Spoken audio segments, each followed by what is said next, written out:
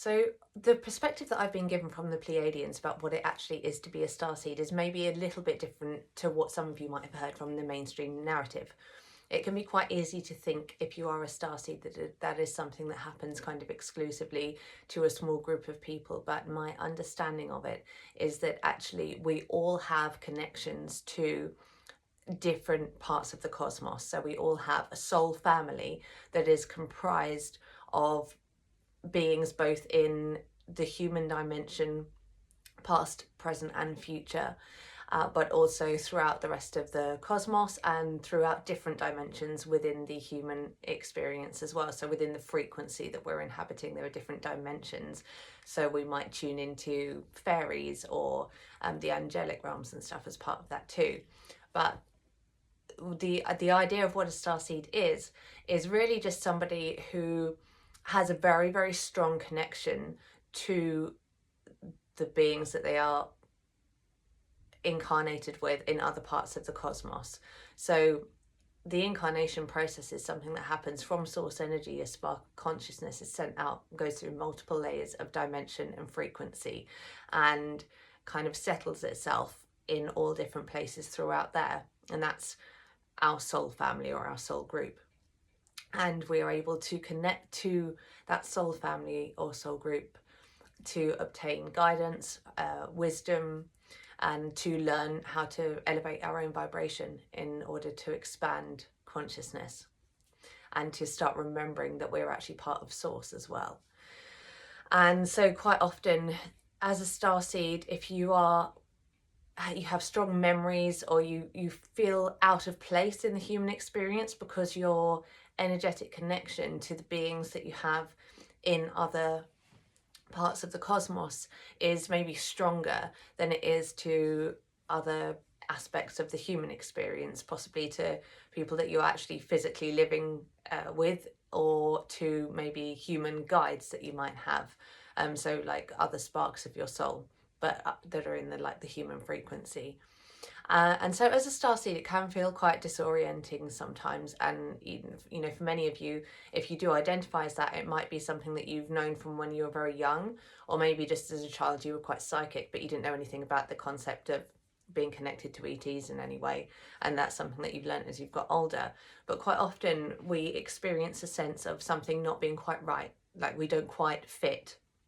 There is an out of placeness, and maybe we feel a kind of longing to be somewhere else, but we don't know where that somewhere else is. And that's quite a common trait with starseeds, but it is not mutually exclusive to a certain group of people.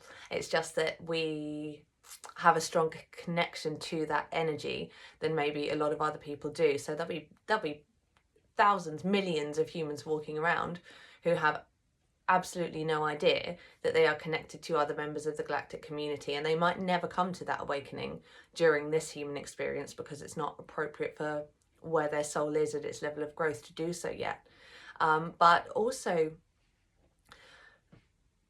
quite often people who feel that they are starseeds or have felt that kind of misplace or disconnection in some way with the human experience and with a lot of other humans can tend to step into this as an identity and in a way disempower themselves, because you start to identify, oh, I'm a starseed, so I'm different and things have been harder for me because of this, because I don't experience the human experience in the same way that everybody else does, and really put yourself into a state of victimhood.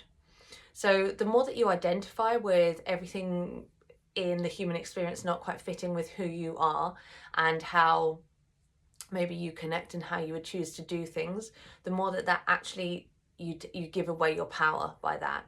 And you have no need to give away your power by that. Just because other humans are experiencing the human experience in maybe a more egoic way, or just not kind of feeling that connection to something more or something bigger, that doesn't mean that it has to be harder for you. In fact, really, if you are feeling that connection, then that's something that you can start to learn to tune into and actually start to take guidance from those beings, right? There's not a lot of point in being a starseed if you are not making use of that connection, if you're not making use of that ability to tune into a higher frequency and get guidance, then you're wasting the experience.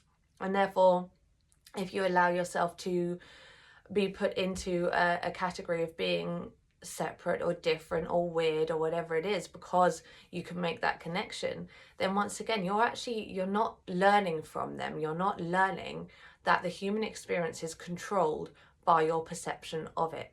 So yes, you might be a little bit different, you might feel a little bit kooky, or just like it's harder to gel with certain types of people. Fine, they're not your people. Find the ones that are. But don't allow the idea of being a starseed to become a curse, because it has, in a way, happened like that to a lot of people. There are a lot of people, famous people, as well as, just regular people that are just trying to go about their lives, who maybe they're not aware of the starseed connection, but I think there are plenty who are, who allow it to become a thing that destroys them, because they constantly identify with not fitting into a particular reality. And that's not the case. You've actually got the benefit of being highly connected to higher frequencies and higher knowledge. Use the information that you get from them to learn how to level up your human experience and experience better, and then go out and teach other people to do the same. That's essentially what I do. I tuned in, I learned about the things that made me different, the things where I didn't fit. And once I started realizing that that wasn't a disability, it was something that I could connect with at a higher level, then it completely altered the course of my life for the better. I moved into states of higher vibration. I was able to do the work that I loved, experience the abundance that I wanted.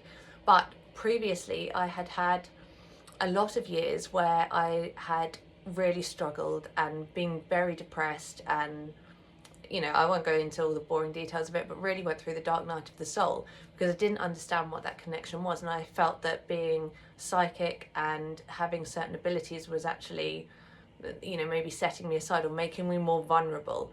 And you are only vulnerable and only going to experience the negative attributes of having those abilities when you view it as something that is a hindrance rather than a help, or when you start viewing the external world to you as something that is harmful because it's not in a vibrational match to you.